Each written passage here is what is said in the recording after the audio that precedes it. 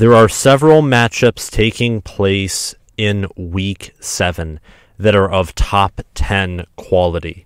Several of those matchups are, you guessed it, featuring undefeated teams, and this one between Michigan and Penn State is one of those games.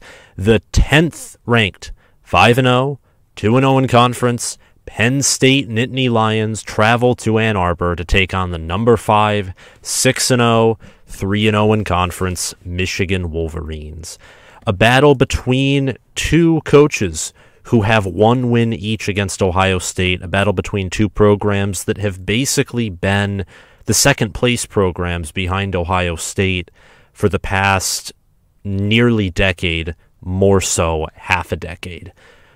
Top 10 matchup, combined record of 11-0, 5-0 in conference. It's Michigan's first real test, and in a certain way, it's Penn State's first real test, though Penn State has traveled on the road to an SEC school. Yes, it's Auburn, and Auburn isn't good. That's still the win that they had, and I watched it today to prep to talk about Penn State. I reviewed it again. It was impressive nonetheless, the way they shut down Auburn and ran and imposed themselves all over them. Also, Penn State, Week 1, clutched up against Purdue, who's now 4-2, and Purdue's only two losses are to a 5-0 Penn State team and a 5-0 Syracuse team. Purdue beat Minnesota, and they got a ranked win there, and Purdue right now, they're undefeated in conference when it comes to facing interdivision teams, and it looks like they could very well continue that trend. Their only conference loss coming to non-divisional opponent, Penn State, who they opened up again in Week 1 of the season. So Penn State has the better strength of schedule. They have the better strength of record. Michigan is viewed by both Football Power Index, other power ranking systems, AP and coaches poll rankings, and by many, if not all, college football analysts as the better team. And they have home field advantage. Michigan allows less points per game, and they score more points per game. They allow less yards per game, and they have more total yards per game. The question is, with Penn State's stronger strength of record and strength of schedule, and with Penn State this year, that Purdue win, that right there screams mental toughness. That's something that James Franklin teams don't often have a lot of. Can they come into Ann Arbor and win? That is the question that I am going to try and hopefully accurately answer in today's preview and prediction video. If you're a Penn State fan, Michigan fan, or fan of just the Big Ten or college football in general, make sure to hit that like button, subscribe to this channel, and comment your prediction for this game down below before you see my own. This game will take place at 12 p.m. Eastern Time and noon, and it will air on Fox. It'll be another big noon kickoff for Michigan, featuring Gus Johnson and Joel Klatt, my favorite announcing color commentator duo in college football, personally. Michigan is given a 73.3% chance to win, according to ESPN's FPI. I think Penn State is 12th in the FPI. Michigan is 5th. And the Wolverines are favored by 7 points. It's been fluctuating anywhere from 6.5 to 7.5. It's found a happy medium at 7. I do think that Michigan is better at close to every position, and a lot of that doesn't have to do with raw high school talent, because Penn State and Michigan are basically equal in that category. Penn State recently has actually been recruiting better, while Michigan a few years ago, and you see this in their seniors, was recruiting better. Overall, both teams are pretty level, equal footing in overall raw talent from high school. Penn State's younger players have more raw and star talent than Michigan's do, and for Michigan, it's the same for their older players. Michigan returned more than Penn State did compared to last year. Penn State lost the majority of their defense. They lost their defensive coordinator. They kept their OC, though, but they still lost Jahan Dotson. They lost other players on the offense. They had some outgoing transfers there, and here we are, honestly. And Michigan's offense, they score nearly 10 more points per game. They have played the weaker Schedule, yes, but at quarterback, I'd take JJ McCarthy over Sean Clifford any day, and passer rating statistics and QB rating statistics would agree with me.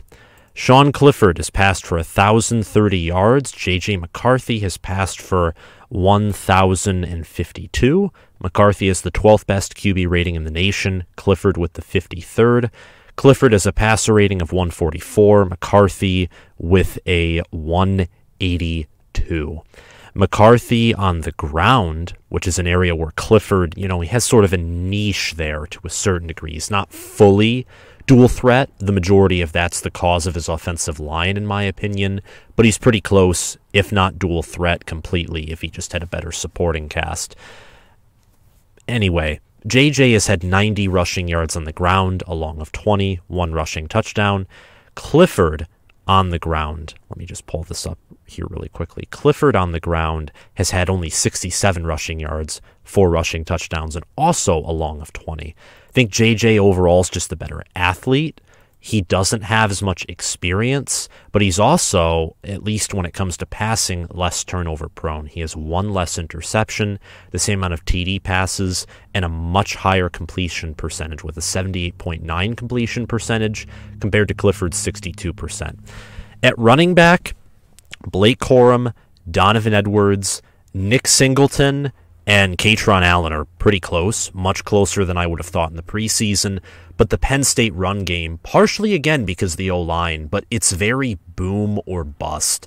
The Northwestern game showed that, where they just forced 4 fumbles from Penn State running backs. Part of that was the weather. But still, the Purdue game, where Purdue just shut down Penn State's run game, was another example. And then in Auburn and Ohio, it was just big run after big run. Michigan's run game has been more consistent. Blake Corum's the more experienced back. I got to give it to Michigan at running back. Wide receivers very close. And part of me wishes I put Penn State back on here. But I think that Roman Wilson, Andrell Anthony, Cornelius Johnson, and Ronnie Bell, I think you look at them and then you look at Parker Washington, Keandre Lambert-Smith, and Mitchell Tinsley. Michigan has more depth. Mitchell Tinsley is probably the best wide receiver out of them all. This is pretty even Steven right here. There's an argument for Penn State to be better at wide receiver. That's for sure. But I'm taking Michigan. I'm taking Michigan here for now, just watching both of these wide receiver rooms. But watching Michigan's more, I will confess. Tight end, Bretton Strange versus what would be Eric All, though I don't know if he's playing. Doesn't sound like he will be. Luke Schoonmaker has proven himself to be a fantastic option, though. He's filled in Eric All's shoes exceptionally. In trench play, no secret that Michigan is better on the O-line. The D-line, it's pretty darn close. Same with linebacker. Defensive back, I wouldn't say is that close, honestly. I mean, Joey Porter Jr. has been playing fantastic. Same with Penn State safeties, their corners. I trust Penn State more there than I do Michigan. I mean, Penn State on defensive backs, they faced Aiden O'Connell. They faced a pass-heavy offense. Michigan has not faced a effective pass-heavy offense. I mean, Indiana's a pass-heavy offense, not nearly as effective as Purdue there. And then special teams, Jake Moody, the punter, Brad Robbins, whose name I nearly forgot. I'm going to give it to Michigan there as well. But for most of these, you might think, well, overwhelmingly, geez, Sam, you think Michigan's the better team in every area by miles. Most of these are closer to 50-50 than even 75-25. I would say that's the case at running back, wide receiver, tight end, linebacker, D-line. I would say staff, quarterback, O-line, and special teams are closer to 75-20 if we were to do a ratio for those. And for defensive backs, I'd say Penn State 75-25. They have a really darn good secondary. Michigan is ranked 5th in ESPN's FPI. I was correct on that. Penn State is ranked number 12th in comparison. By team talent composite, according to 24/7 Sports, Michigan is the 14th most talented team. Penn State's the 15th most talented team. So pretty even Steven in raw talent there. The Wolverines are the 4th most efficient college football team. The Nittany Lions are the 15th most efficient college football team. So looking at everything here, Michigan is the favorite to win, and within reason, for many reasons. But Penn State is by far Michigan's best opponent. And what Michigan has not done a good job of doing, I saw this in the Colorado State game when I attended there. I saw it against Indiana. I saw it against Maryland. Against Iowa, it wasn't the same thing, but they still didn't play a perfect game. Michigan has been pulling somewhat of an Ohio State, and I think Buckeye fans might resonate with this, in that they're starting off some of these games slow. It's happened a few times in the Urban Meyer era, happened a few times against Ohio State, even under Ryan Day. Start off a little slow, a few quarters later you pull away. Here's the problem. I don't know if Michigan can afford to do that if Penn State plays there. If Penn State brings their A game and Michigan is just dead for a quarter or two, I don't need my Wolverines playing catch up to James Franklin. Moment of silence there if that does happen. I don't need that. I do not need that at all. But this Penn State team, they're very capable. Very capable. I do not think, partially because of Michigan and how they've started off and the fact that this is their toughest opponent, and I think that this Penn State team, when they play this Michigan team in 2022, they're going to be better than the 2016 Penn State team was when they played Michigan, and better than the 2018 Penn State team was when they played Michigan. I think this is James Franklin's, at the moment, like if you compare all the Penn State teams under Franklin that have been in the Big House, I think this is his best. So I do not think this is going to be a blowout of like 21 or 28 points, though it could be that, but that's very unlikely. I don't think it's going to be like 2016 or 2018. I think the Nittany Lions are better than that, and I think that Michigan still has some questions before I could predict that, per se. But both of these teams, some of the top teams in the nation, both in talent, in football power index, in efficiency, and even though I'm not a fan of James Franklin's coaching, and Jim Harbaugh, I'm not calling him an elite coach yet because he just won one Big Ten championship. You got to give it to these staffs too. Mike Yurcich, good offensive coordinator, that's for sure. Jim Harbaugh just won the Big Ten last season. Sharon Moore coached the best offensive line in the nation last year. And then I think Terry Smith, maybe that name is wrong, I think he's Penn State's defensive backs coach, or maybe I got it completely mixed up with the position. But I'm sure it's defensive backs or safeties, and he's a really good coach as well. So you got to hand it to the staffs, the players, their efficiency, how everything comes together, and their scheme. Players to watch, I'd say both running backs. I'd say whatever team can establish themselves better on the ground is going to win here.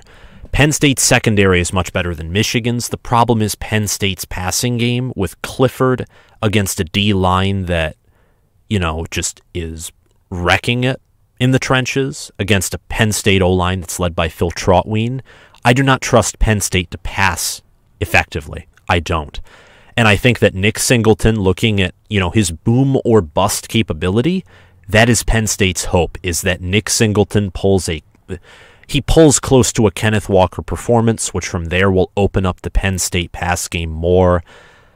And yeah, there you go. A shootout, which Michigan teams, when they don't do well defensively, they don't do well, period.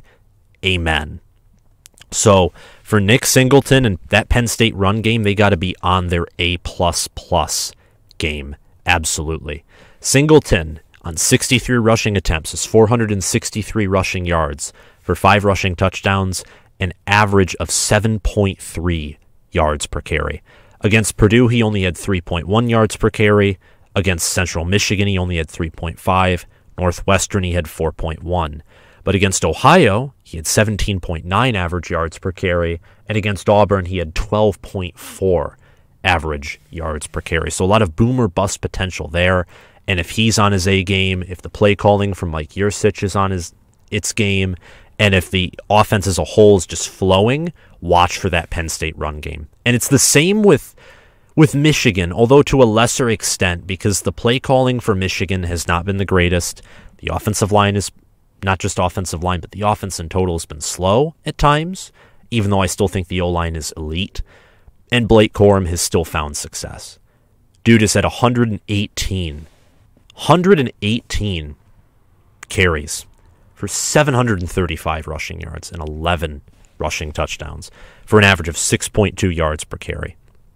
Corum has averaged 5.8 yards per carry against Colorado State, 9.8 against Hawaii, 5.9 against UConn, 8.1 against Maryland, 4.6 against the Iowa Hawkeyes, and 5 against Indiana.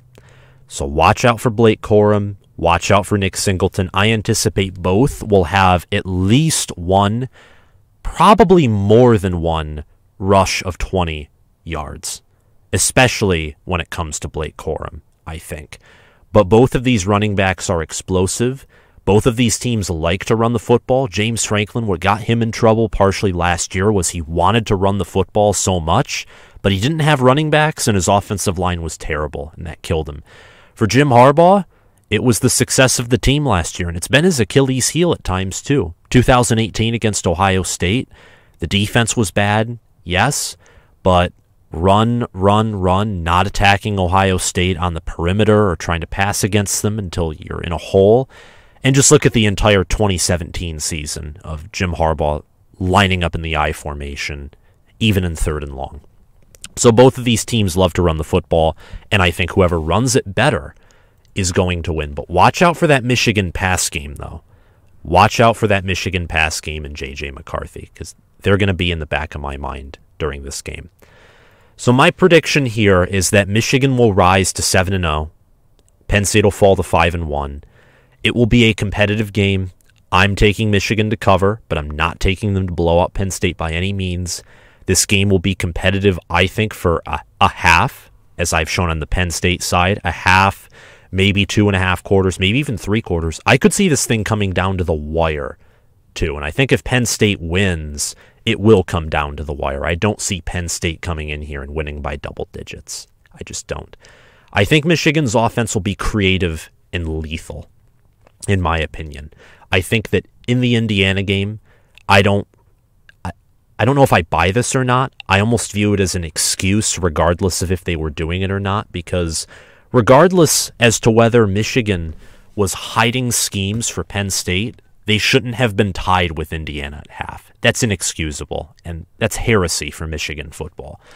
But I think that to a certain degree, they probably were, especially because Penn State had a bye to prepare for this Michigan game. So I think Michigan's going to come out and do some things that haven't been seen yet this season, or if they have, they certainly weren't seen in the Indiana game. And I think that Michigan here, the offense is just going to do its job. They're going to score touchdowns. There will be, chances for Jake Moody to kick a field goal too, partially because Penn State's defense is good, and Michigan has had red zone woes at times. And more importantly, I think the defense will be prepared for Singleton. I think that because of the nature of this, the bye week before this game, Singleton's boomer bust potential, I think that he is going to get a long run, at least 1, maybe 2 or 3 against Michigan. But overall, I think they're going to, not shut him down. They're going to contain him. I don't think they're going to shut down Nicholas Singleton because he's the best running back that this Michigan front 4, front 7, or heck, the entire defense. He's the best running back they have faced so far this year. And Jim Harbaugh will add a top 10 win to his belt. A top 10 win. He had 1 last year, and I think he's going to get another one this year in this matchup. Penn State's offense with Sean Clifford, Kaytron Allen, Mitchell Tinsley, Nicholas Singleton, and Bretton Strange, I think they're going to get stuck in the mud. And by that, I don't mean they're going to get shut out. They're going to be horrible, but I think eventually Michigan having home field advantage, having a more veteran team, I think having a tougher team too, though Penn State won on the road against a Purdue team. I don't think this is a typical James Franklin team that struggles with mental toughness. I don't think that's this Penn State team at all. I think they are, legitimate top 15, top 20, maybe even top 10 material. But I think that Michigan's defense is going to slow them down with Michigan's offense and the near limitless capability they have on that offense, especially with running the football. They're going to force Penn State to take some risks, to, go off the freeway, go onto the muddy road, take some shortcuts, and I don't think it's going to work out for them. But Penn State will be in this game for a half or more. I think at minimum they're going to be in this game for a half. Will probably be close, if not tied, at the halftime, something like that. The Big House is ultimately Penn State's biggest obstacle. And I say that with confidence because this team has not won in a full Big House since the Rich Rod era. 2020, I count that as an L, but I added the caveat full Big House. I still count that as a home loss. The Big House being full, though, this being a maze out, so it's going to be treated like last year's Washington game, that's Penn State's biggest obstacle. If this was at Beaver Stadium, I would be scared. I would be terrified if this was at Beaver Stadium, if I'm being honest. If this was a neutral site game, I'd probably pick Michigan to win by, I'd say, probably 10 or 13 at most. More likely 7 or 10. So these two teams are close. There's not a huge gap separating them, although I do think there is a decent gap. I think at the end of the day, Michigan wins. Penn State plays it close for a while, but Michigan pulls away and covers. And that's all I have to say for this video. If you liked it, make sure to hit that like button, hit that subscribe button, click the notification bell, and comment your thoughts on this video down below. Thank you all for watching, and I'll see you guys later. Bye-bye.